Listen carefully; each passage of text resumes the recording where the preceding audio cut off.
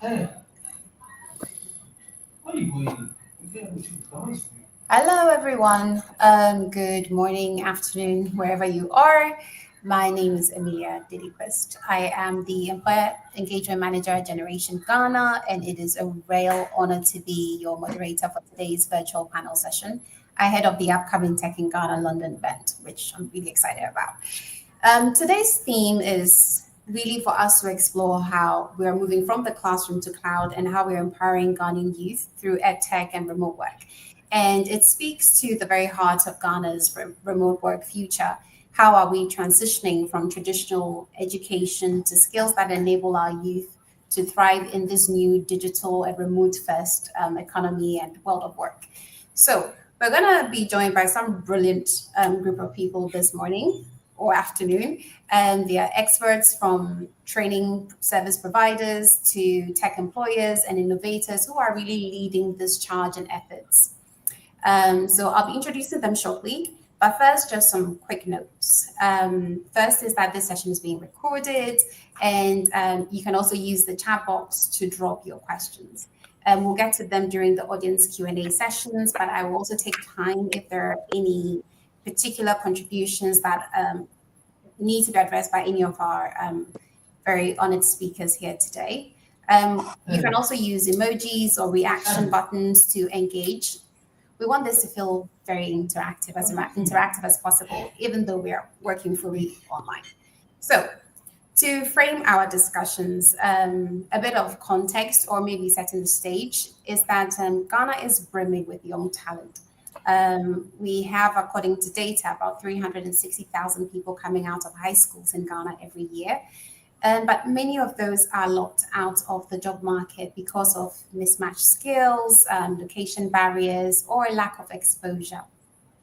So programs like Generation and EdTech platforms, digital boot camps, remote work models are showing us that this doesn't have to be our story where so many people are locked out of the job market.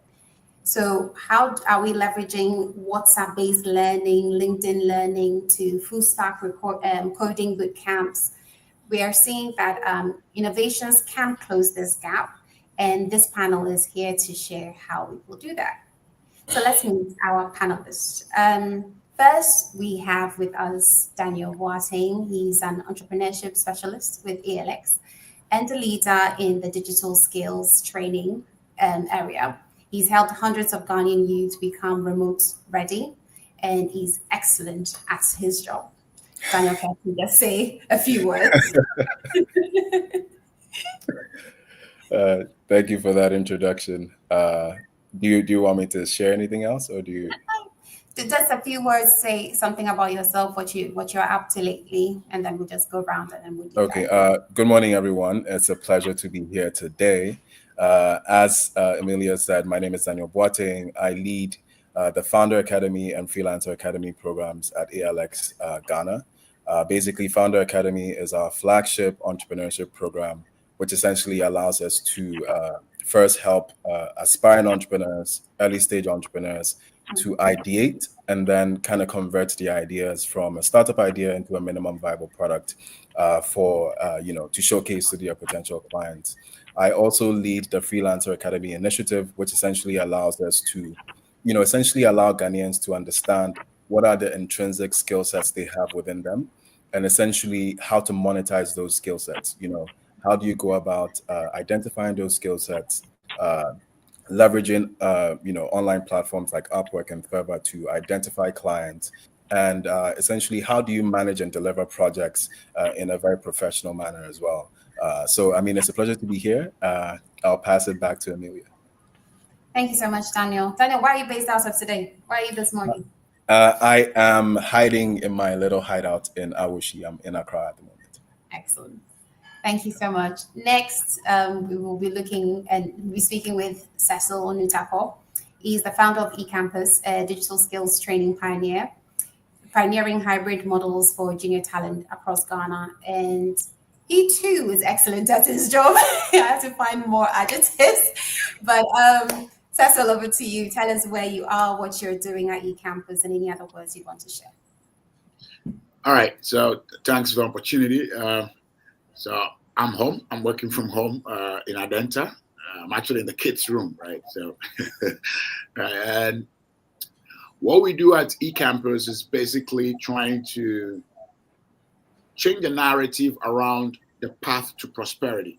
You know, what we've noticed largely is in this part of the world or in sub-Saharan Africa, it could take you between age 1 to even age 75 before you can actually see real prosperity, before you can actually even go for holidays in the Bahamas, or even insure your your kitchenware or stuff like that. It's like it's out of the reach of most people. So they get to 70, 80 before they can be prosperous. We want to change that. We want a narrative to change.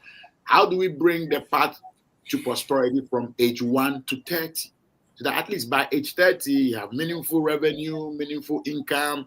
You can go for holidays. You can take care of your parents. You can contribute meaningfully through taxes. You can insure your life, insure your property at age 30. So that's what we're trying to achieve. And we believe education is fundamental to achieving that, and how quickly we can push people through so that the path to prosperity on the continent will move from 1 to 90 or 1 to 60 to at least 1 to 30. So that's the mission we're on. Hope we get it right. Love that so much, Cecil. I think you're right that we don't really have a holiday culture in Ghana. I mean, we can't afford it. But I mean, I think it's amazing what we're trying to do here. So thank you so much for sharing. And I'm keen to learn more about you as we go deeper into these conversations. Next, I'd like to introduce Ajua. Besides me, the only other woman here, so that's extra special for me. Ajua is a software developer. Most people, we have it in our heads that tech is not really a women's space, which it is, it very much is. So having a software developer with 10 table is exciting, and she's a leading tech specialist who's pioneering remote work in Ghana, and so we're really keen to have you. Thank you so much. Ajua, tell us where you are, tell us about what you do, and any other keywords you want to share before we jump in. All right, sure. Thank you very much, Amelia. Good morning. So I'm Adra Knedwapia. As Amelia mentioned, I'm a software engineer with Turntable.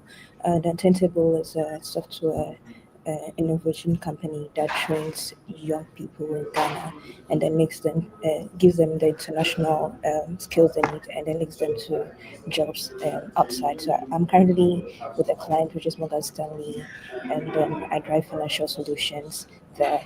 And I've been a software engineer for 5 years, and then I have knowledge and skills in Java and then React. So I'm always looking forward to providing solutions and then also building software. That's it. Thank you so much, Ajua.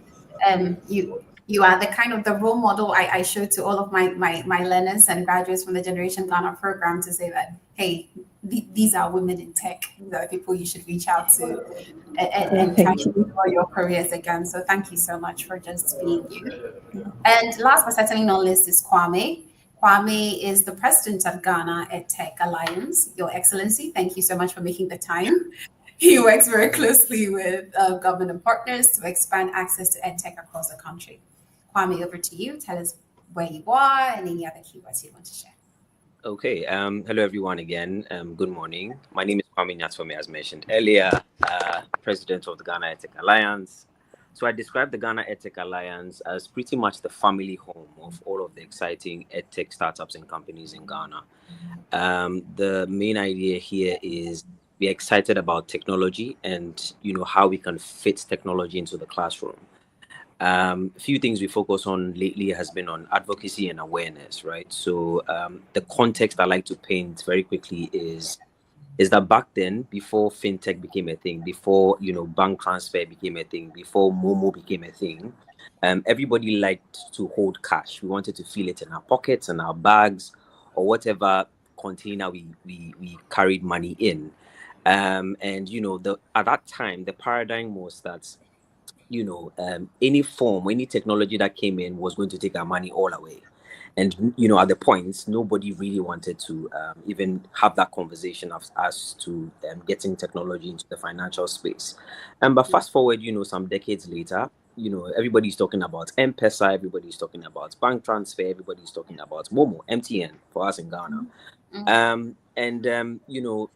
on the education side, things have pretty much stayed the same, right? So, um, education as we know it, blackboard, chalkboard, teacher pouring out knowledge to all of us. And the conversation has been with all of the technologies that are popping up, right? How do we, one, improve learning outcomes, number one? How do we improve education administration and delivery, number two? So I'm super privileged to be in this position where I get to have contact with people who are leveraging on technology to improve education one way or the other. And Seso has really painted a very important picture, right? Prosperity. I Yeah. guess the whole conversation around getting technology into the classroom is that anything we see in an environment that does not excite us or makes us feel bad, or we feel like can be better, we can point to the classroom and say, what's the problem in the classroom? Because I believe very strongly that education is inextricably linked with nation or society building. And so if we are seeing a lot of things in our space, in our society that we do not like, we need to look to the classroom and see what's happening. And another part for me is that the exciting thing about technology is we get the opportunity to be able to leapfrog, right? If we leverage it properly and we all have everybody, aligned as to the vision of Ghana that we want, or the continents that we want, we, in a sense, put our heads down, put in the work, find ways and means to ensure that, those specific outcomes that we want in terms of that quality human resource that we want, we just put our heads down and then make it happen. Thank you. Thank you so much, Kwame. Um, this promises to this is shaping up to a very interesting series of conversations we're about to have. So I'm really, really excited to learn a lot as well and really understand what you're doing in your own separate areas and how that comes together to really push our agenda forward of really driving economic and socio-cultural mobility while also driving EdTech to prepare young Ghanaians for this new future of work, especially, I mean, with the now that we've gone into the world of AI. We no longer can say we're going into, we're in it. So I'm going to actually start with you, Kwame. And on my first question, I am with you. I have a small puppy biting my foot while I'm talking, and it's quite difficult to multitask. I didn't realize it would be that difficult, but this little thing is really biting my foot. So back to what I was saying, Kwame. Keen to know from your experience and all the work you're doing, how are you seeing tech transforming Ghana's education delivery systems and processes beyond just digitizing content? What else are you seeing in that area? Let me first say it's very exciting what's happening in the space, and I'm sure there are OGs in the space I need to give some big shout outs to, in the person of Cecil, for example. He's been in the space pushing the whole conversation about EdTech long before I came into the picture. But the context, like I painted in my earlier section, is you can tell the transformation is happening, right? People are beginning to pay attention. People are beginning to ask, how can we leverage on technology to improve education that is ultimately going to give us a certain quality of human resource? And it's slow. Like I said earlier, it is slow. There are moments where I'll be having conversations and I'm like, is there a way we can wave a magic wand and everybody gets to the point where all of the things are aligned just so we can get what it is that we want? But hey, that's where we are, right? In a sense, juxtaposing it to fintech and where fintech is now. Fintech is like the cool kid on the block now, getting all the investments, getting all the support, right? But EdTech is on its way.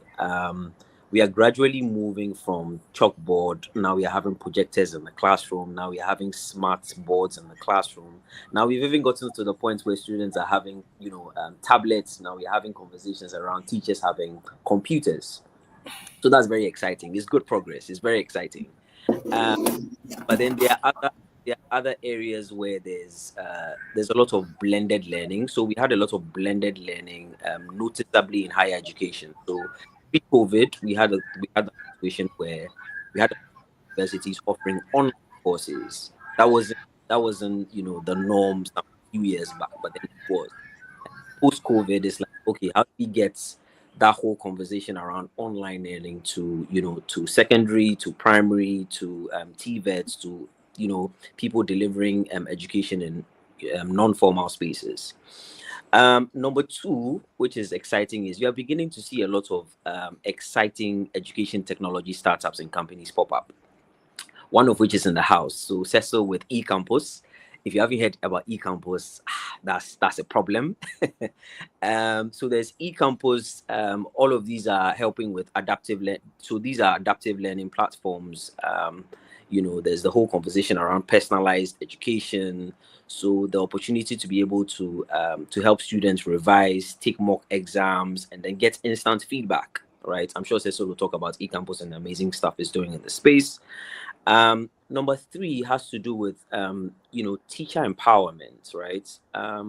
One of the big conversations in EdTech now is the fact that not a lot of teachers are digitally literate, and so when you have that level of illiteracy, quote unquote, when it comes to digital skills, you're not going to have teachers who will be interested in wanting to even hear about EdTech solutions or any solution that is leveraging on technology, right? Because there's the bit about the ignorance and then the fear.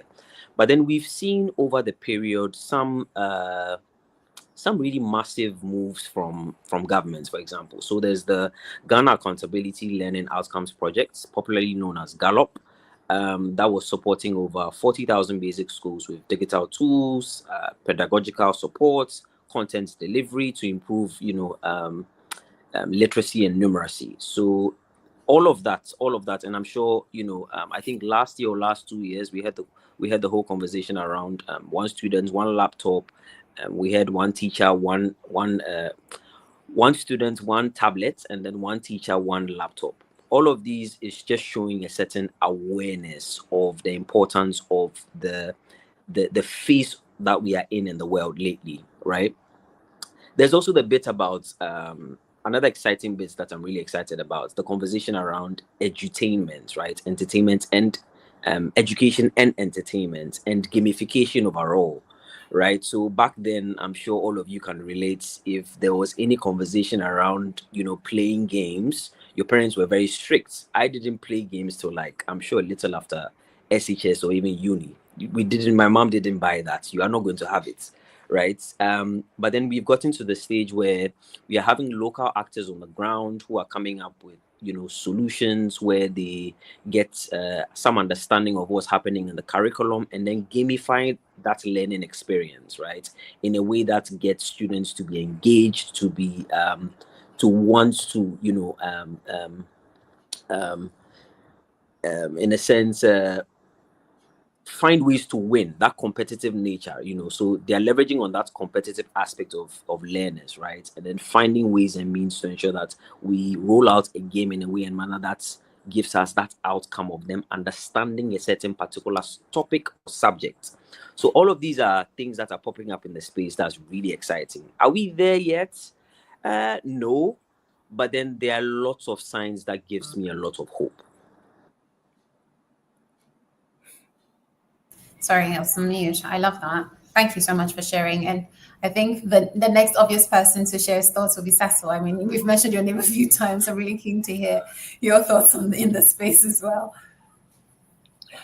All right. So it's interesting when, the question come across beyond just digitizing content. Mm-hmm. Right. Mm-hmm. But then it will interest you to know that content has always mostly been digital. Yeah, think about it for a moment. It was the inability of society to deliver the digital content in its digital state that led to printing. Hence, printing of textbooks for teachers and later for students. So content has always been digital. So to say beyond digital, digitizing content, we need to look at it. Yeah. And that's about how many millions or maybe billions of trees that had to die to become paper for printing. For so many years, we were this wicked to nature because we didn't find a way to deliver content, that's already digital. Content is in its place, digital. We couldn't find a way. So for centuries, we killed trees. Yeah. To make paper so we can print. So I believe it's important to reflect on some of these things when we're having this conversation so we can see how far we are going back to do the right thing. All right. So in that context, I think the provision of tablets and laptops to students and teachers, like Kwame mentioned, right, for the past decade, at least, is very transformational, because then what? We are gradually phasing out printing. You see? Yeah. And it's saving government, schools, and parents some good amount of money, because the books, you buy them, they get destroyed, you need to buy it again. And then additionally, we are saving trees and hence improving the environment. So if you look at it even from that aspect, there's been a massive transformation. That's the fact that they have agreed to find a way to get the content or the books to them, right? So to end my submission, I'll say another important thing outside digitization which is happening is grading. Grading, right? And it's really helping. I mean, technology has helped transform grading positively within our schools. So let's put it in context. Teachers used to spend an average about 5 hours per student on grading per weekly class period. Right? So this includes what? Setting the test questions, administering the test, marking the test, analyzing the test scores, etc. That's what we call grading. Yes. Today, using technology to semi-automate the grading process has reduced that 5 hours spent per student to 5 minutes. On top of that, it has improved the experience for both the teacher and the students. Yeah. So if we continue to invest and scale and sustain these wins, I'm convinced the transformation will be exceptional for Ghana, especially when directed or directly aligned or measured to the Agenda 2063 goals of the African Union. Because we keep saying, oh, we'll get the back. We need to have a measuring standard. So I'm saying with this progress, these wins, let's be intentional and say, okay, we're going to measure it in the next decade, directly aligned to the Agenda 2063 goals of the African Union. If we stick to this, Ghana will be a role model by 2063. Thank you. Wonderful. Thank you. I loved the angle where you look and how you're looking at how traditional education is evolving. I think one of the most well-known pioneers in this space is ELX. So Daniel, over to you. Cecil, when you were talking and you were mentioning grading, I was literally like, oh my goodness, working with several learners and, having to grade. And I can see how technology has really, leapfrogged and really created, it's made this process a bit more easier because with AI, you can basically just set your rubric, provide it to the AI, and it can essentially grade according to standard as well. But yeah, I mean, I feel like Kwame and Cecil have shared a lot, but maybe what I can share would be around access, maybe access and then interactive learning, just to take a bit of what Kwame and Cecil shared. So from an access perspective, I think we all know that technology has made education increasingly location agnostic. So you can literally be anywhere in the world and take a generation course. You can literally be anywhere in the world and take an ALX course.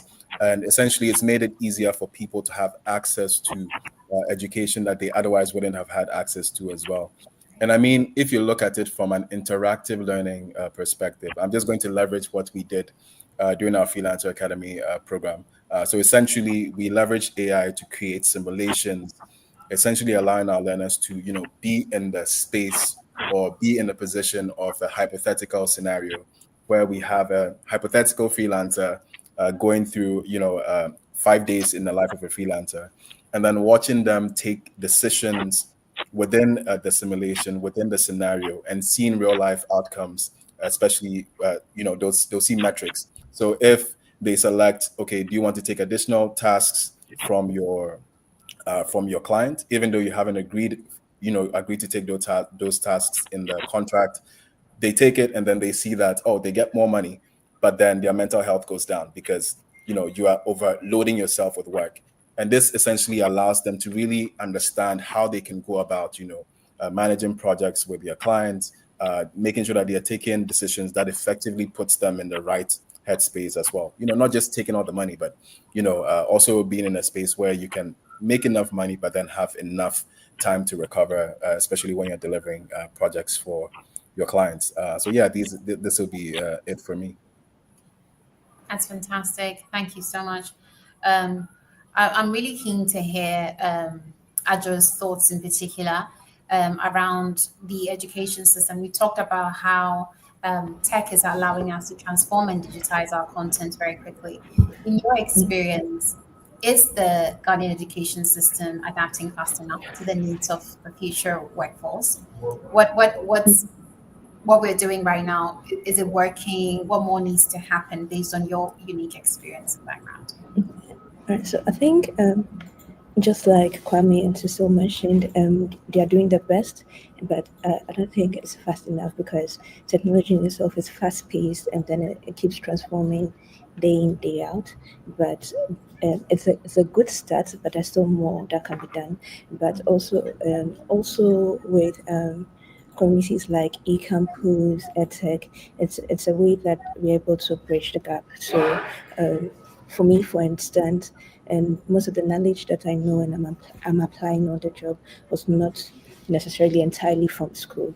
It was with the help of communities like PyLadies, developers in Vogue. So communities like that help you and train you, and for you to be able to have a gap between the practicals that you didn't get from school.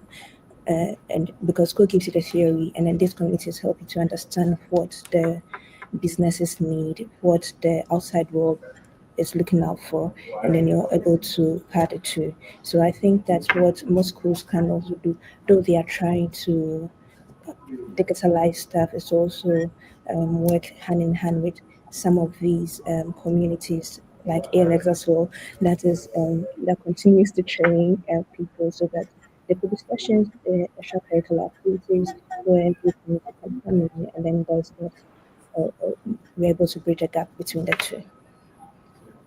Excellent. Thank you so much. Cecil, I'm really keen to know more about what you guys are doing at eCampus and how you guys are using data to personalize the learning experience and improve outcomes.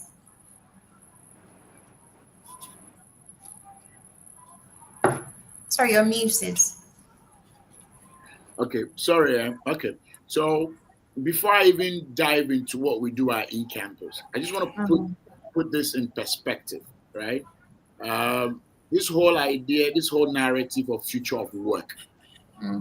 Okay, I want to put that in perspective, then we can go to what eCampus does. Sure. So the mainstream narrative about the future of work is tricky and sometimes misleading if you do not put it into context. I've come across that severally. Oh, future of work. No, cool down. Okay? So in the context of Ghana, the future of work must address our deficits and insecurities as a country. So my future of work is different from the India guy's future of work. We need to get that straight. Yeah. Ghana, if I'm going to spend the next 30, 40 years in Ghana, my future of work is different from the guy in New York. Okay, what are these deficits and insecurities? Right? Let's even relate it to the Maslow's hierarchy of what needs. Needs, yeah. Very basic. Let's stay at the bottom. Physiological needs: shelter, food, water, sleep. Okay. Now, for shelter, Ghana has a housing deficit of approximately 1.8 million units. That's future of work. We need carpenters. Very hard. We need development planners, 3D printing housing, plumbers, electricians. Now, when I tell my mother that, oh, I want my son to do plumbing, she thinks I'm crazy. Yeah. And my grandson will never do plumbing. But according to the hierarchy of needs, Ghana has a 1.8 million housing deficit. They need plumbers. Why won't your grandson be a plumber? Oh no, I want to be a doctor. Are you okay? Okay, let's even get it interesting here. Food. Yeah. Ghana's food insecurity has led to over 1 million people facing food shortage and 1 million children under age 5 being chronically malnourished. What's the future of work there? Nutritionists, farmers, engineers to build food processing plants, vertical farming experts. If my daughter say, "Oh, Daddy, I want to be a nutritionist," I'll be like, "What are you talking about?" Because even me, that I am supposed to encourage my child, grandma has to encourage that grandchild. It's telling the grandchild that being a nutritionist is not a cool idea. But the data says we need nutritionists. What is this future of work confusion we are doing here? It gets at me. It really gets at me. Now, here's where it even gets even very funny. For water, we have a daily supply gap of 80 million gallons for the city of Accra alone. Water. So future of work, how can we have engineers who can find a way to create water from thin air like my colleagues are doing in Kenya? And the most alarming one to me is sleep. Children as low as 3 years old are losing sleep because they have to wake up at 4 a.m. to go to school, be in traffic, eat in the car, and come home only to sleep at 10 because they get home at 8, do homework. A child at 3 years old. What's happening to us? Yeah. What is happening to us? And that's just the basis of the Maslow law. So if we want to address the one that's even more alarming to me, the sleep for children, maybe we should start having conversations around the GES school placement system for senior high schools. How do we leverage it as a blueprint to have a nationwide school placement from preschool to JHS? So that if I'm living in Adenta, it doesn't make sense for my child to go to school at Cantonment. It doesn't make sense. So why don't we bring the quality you think is in Cantonment to Adenta? What would it take? I'm a bit tired. Thank you so much for that passionate submission, Cecil. For those unfamiliar with Ghana, Adenta and Cantonment are quite far apart. Just in case you don't have the metrics, they're quite far apart. All right. So maybe just to answer, to link it to what we're doing at eCamp, especially for that 3-year-old, 5-year-old child, right? So answer your question. Is what we're trying to do is maybe we don't need to go to school all the 5 days eventually. Okay. Maybe you go to school 3 days in a week. Because when you are home and you have tools like eCampus, right, you can actually contribute. Okay, you're supposed to watch this video 5 times. After that, you're supposed to take this assessment. You're supposed to get these points. You're supposed to get this mark for today, for this topic, and it's trackable. And then we have what? BCI, brain computer interface. So if you are not the one watching the screen, we are reading your facial movements, your eye movement, even your thumbs. We can tell it's your mother doing it, and we cut the whole process. The technology is there. So maybe you go to school on Monday, you don't go on Tuesday, then you go on Wednesday, right? And Thursday, then you don't go on Friday because Friday is a disaster, right? The traffic, everything. That is where we want to get to. Because for the boarding school that we work with, that's very nice. Similar. They wake up in the morning, they take their tablet, the teacher comes, and then they do a baseline assessment for the topic they're going to do that day. So the teacher takes the data. We take the data for the teacher.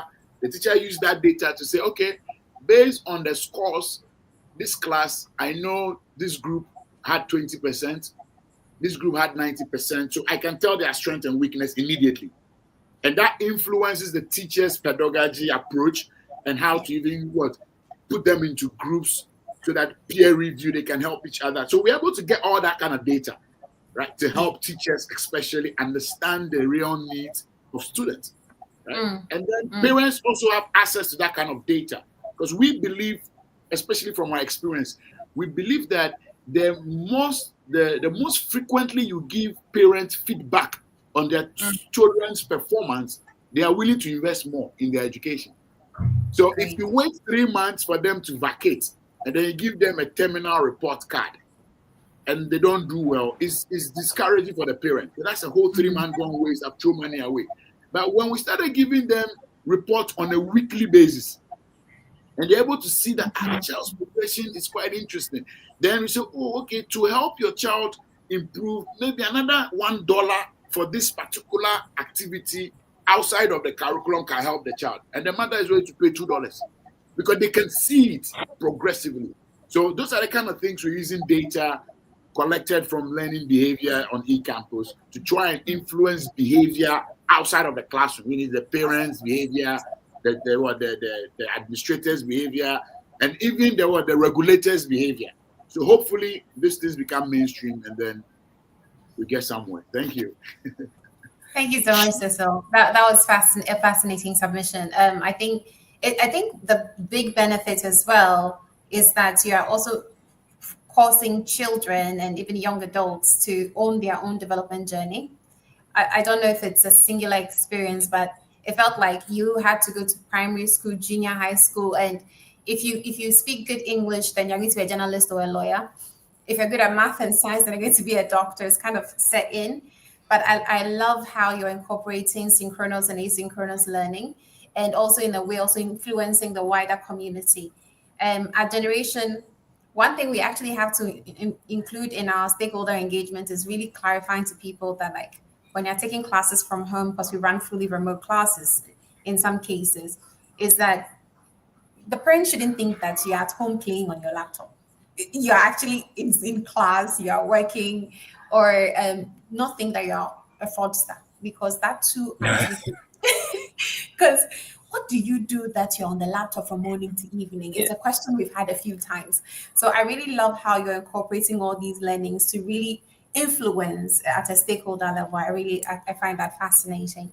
I'm going to come over to Adjoa on remote work readiness. And I love how Cecil talked about the Ghanaian context. So when we are talking about remote work readiness in the Ghanaian context, how are your organizations, and particularly I want to hear from Adjoa and Daniel, how are your organizations equipping young people for it?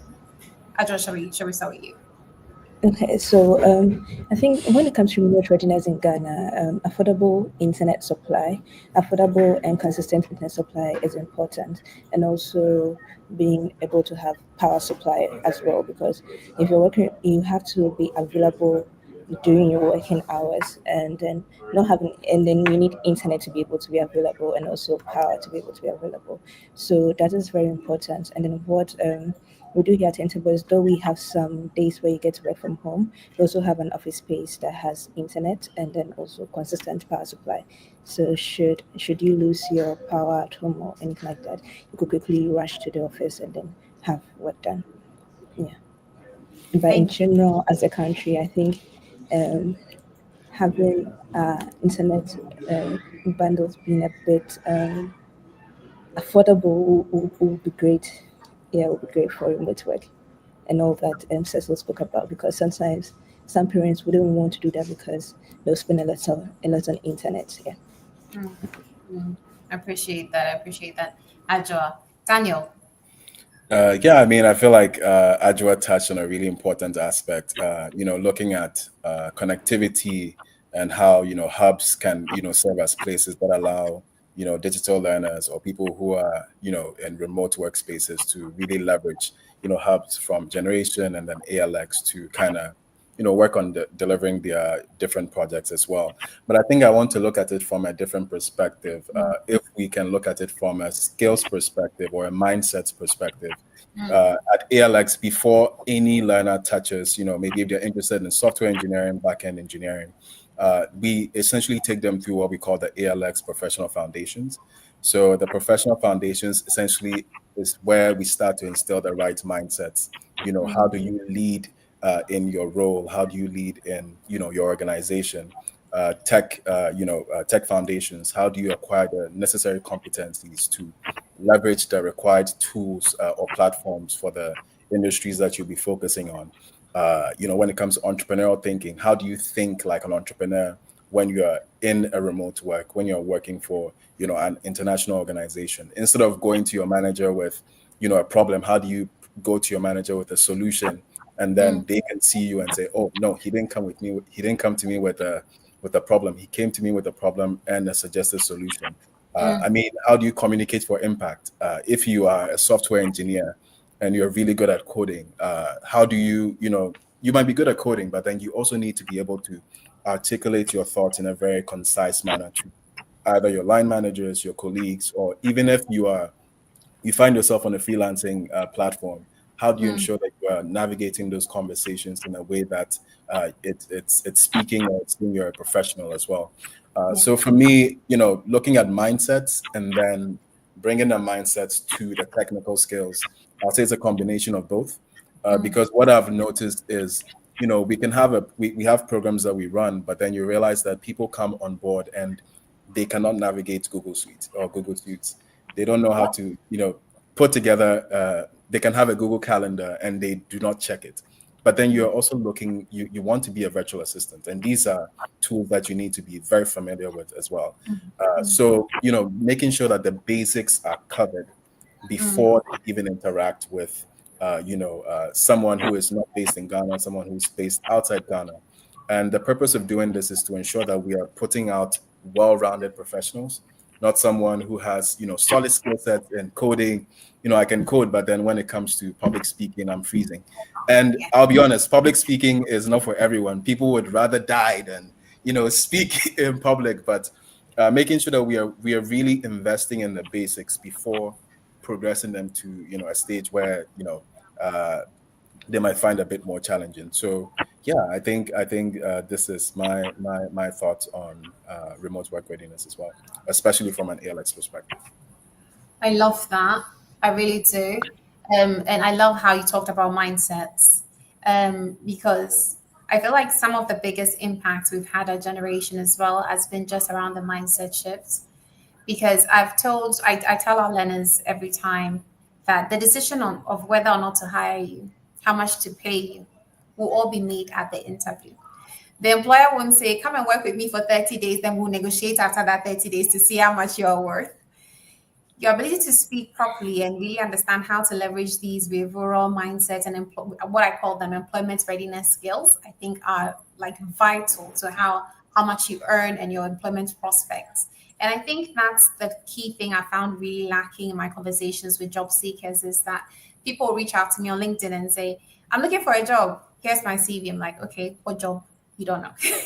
What skills do you have? I don't know. So it's how do you reach out to people who are in positions to support you and really understanding how to leverage these core skills like public speaking, like knowing how to manage your calendar, and all these other soft technical skills. I call them meta skills, like the critical thinking, calendar management. You will need it everywhere in every job role. Even doctors are using it. So I think that was a lovely submission. Kwame, you keep nodding your head. So I feel like telepathically you want to tell me something. So please do share. No, but I mean, as all the speakers were, sharing their thoughts, I was just thinking about how we've complained so much about the disconnect between industry and academia. A painful experience I had last month. I did some teaching back in the day. There was a student of mine I ended up meeting at the Kofi Annan ICT Center many years ago. And she just completed university. And then she came and was complaining about how, the industry is saying, we are not good enough. And I was like, oh my days, and it really got to me because I'm like, what's the point of going through all of this school and then coming out and then you just hear from industry again about the fact that you're not good enough? And all of the little things that you're mentioning, the soft skills, how to, your general attitude to work, the fact that you are critically thinking, the fact that you are confident, the fact that you exhibit enthusiasm for the work that you're doing. What's happening to our education system to where it's like every year you mentioned over 300,000 plus students are coming out of our universities, right? I think I saw a stat that said that it's only about 8 to 10% of those who get employment, like quickly after school.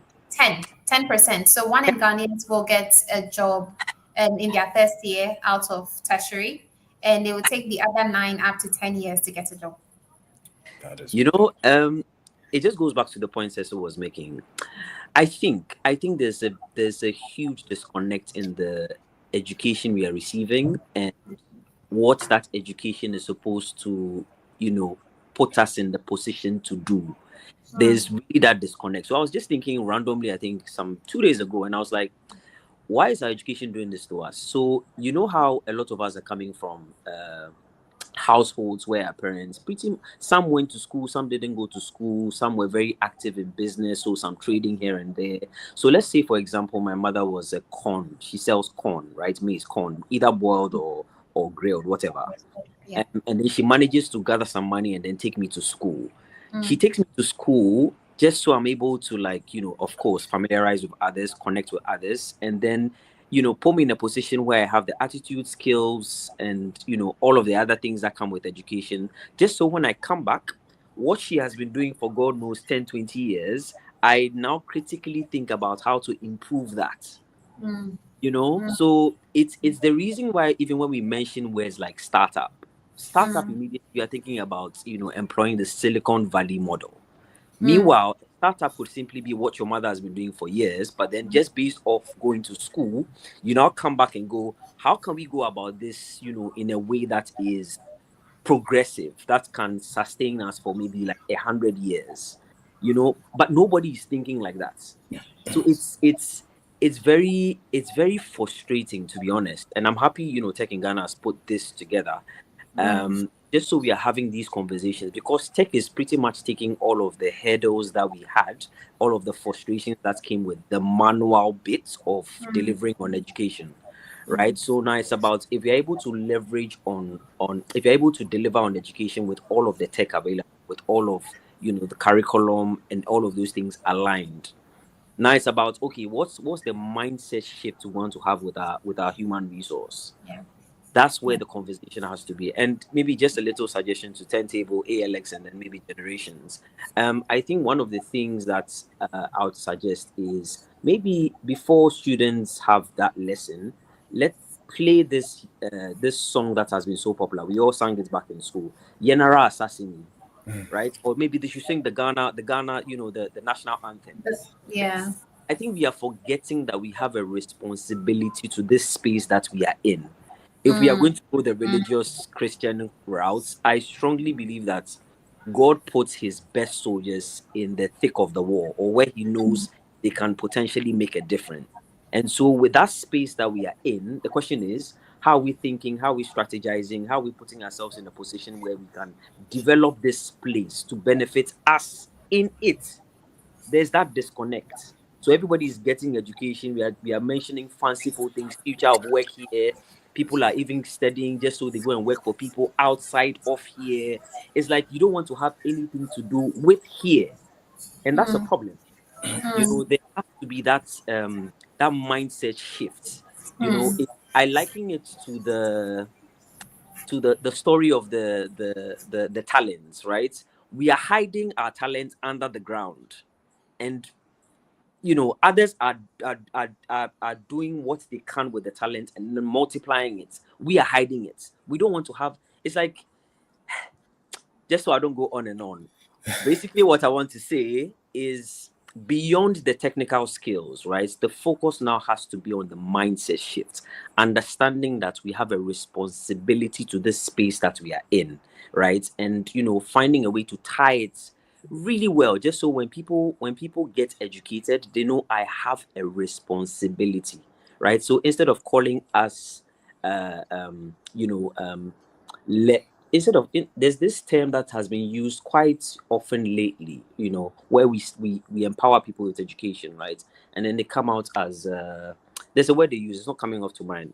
I'm suggesting that there needs to be a change in phrase where we mention all of our learners as problem solvers.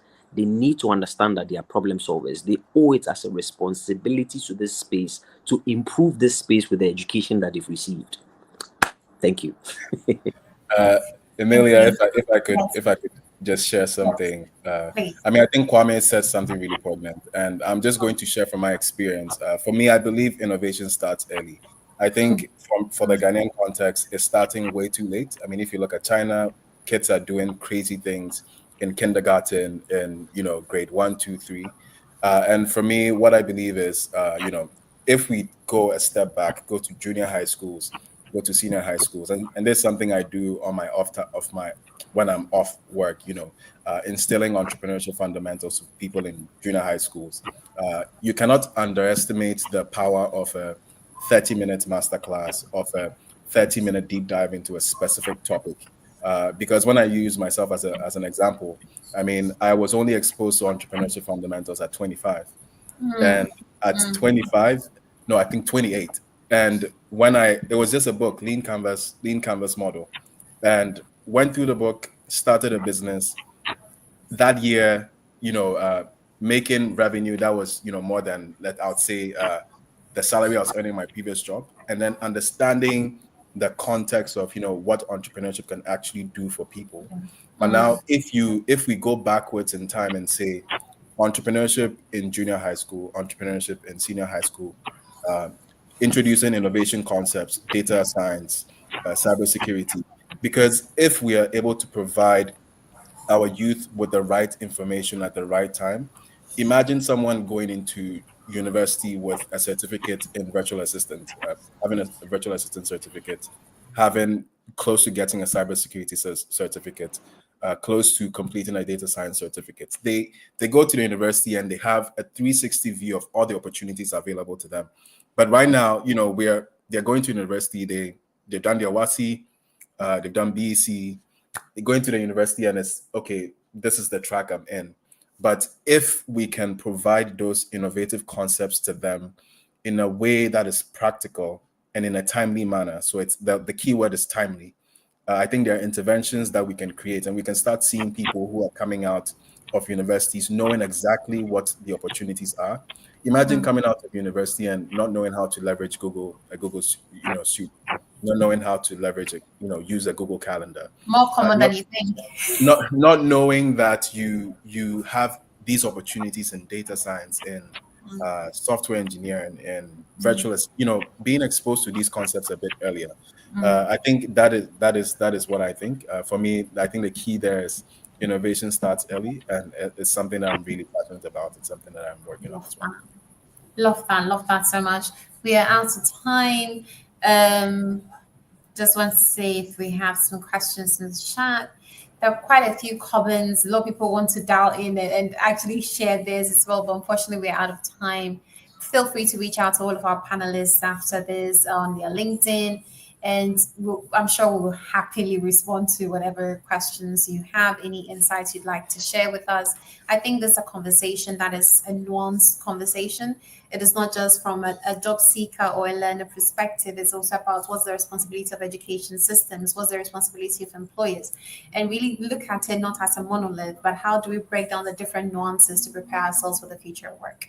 So to wrap up, I think I'm just going to go around the room. We just have like 5 minutes or so left. So I'll ask each panelist to just take 1 minute and walk me through what's one action that we need to take today to move us from the classroom to the cloud. Let's start with you, Ajwa. Thank you. So one thing I believe we need is a growth mindset, like Kwame and Daniel had mentioned, the willingness to learn or learn, and then always look forward to knowing new things as and when it's needed. It cuts across technology and any other thing that anybody would want to do. As long as you are willing to learn, I think you should be fine with remote. Yeah. Thank you so much, Ajwa. So thank you. Moving on to Cecil, and a minute or less. Tell us, what's your one thought? What's the one action we need to take today? Okay, so I would say we need to start making decision-making a skill. The process of making decisions must be seen as a serious skill, so that people should know how to make decisions. If you can learn how to make decisions in a very proper structured way, half of our problems will disappear. All right, because the side effects of the digital economy is information overload. So if you don't have a way of making decisions, you'll be stuck in a loop, and before you know, time has passed. The human brain, the human is able to process roughly 5,000 to 20,000 tokens of information per hour to make a decision. Okay, and this you are not getting overload. Now you are not competing with humans alone. You are competing with algorithms that are able to process millions of tokens in the same hour. So learn how to make decisions. Thank you. Thank you so much, Tess. I feel like we need to have like a sit down separately. Over to you, Kwame. What's the one thing we need to do today? I think one thing. I think the word that's coming to mind is adaptability. Just learning to be adaptable. So we shouldn't be the tree that is standing upright when the tornado is coming, right? We should learn to bend. Just pay attention to what's happening in the space, how we can leverage on it to improve our context. And I'll leave with a quote that says that the illiterate of the 21st century will not be those who cannot read and write, but those who cannot learn and relearn. We have a responsibility to develop Ghana and Africa, so let's act like it. Thank you. Thank you so much. Last but not least, Daniel, but before we do that, yes, Nana Ohene Asante, this session is being recorded and so will be made available to you after. Just watch the space and hopefully we'll see you in London. Over to you, Daniel. No, I think I'm going to double down and still stick with innovation needs to start early. And if we are going to adopt that mindset, we are going to provide a lot more opportunities to our youth. I'll call it timely interventions, so they can have the right opportunities, the right information at critical points in their growth as well. So yeah, that's it for me. All right, this was short and sweet. The time flew by so quickly and we already had time. And I think just left to wrap up. So thank you all so much to our panelists and everyone as well for joining this important conversation. I think this is just an initial step. We need to keep the conversation going within our own spaces, in our classrooms, within our homes and our offices, to figure out how do we move this conversation forward? How do we prepare ourselves and our communities to be able to tap into it? You've heard today our EdTech infrastructure, employer collaboration can drive change, and how you can look at the future of work from your own perspective. You have to narrow it down from your own perspective, and how Ghanaians are ready for that change. So if you're an educator, an employer, a policy advocate, or someone who's just passionate about youth empowerment, about technology, this is your time to act. Let's continue the conversation online and follow the Tech in Ghana platforms and stay connected. And we'll see you all in London. Thank you so much. Have a good day. Bye.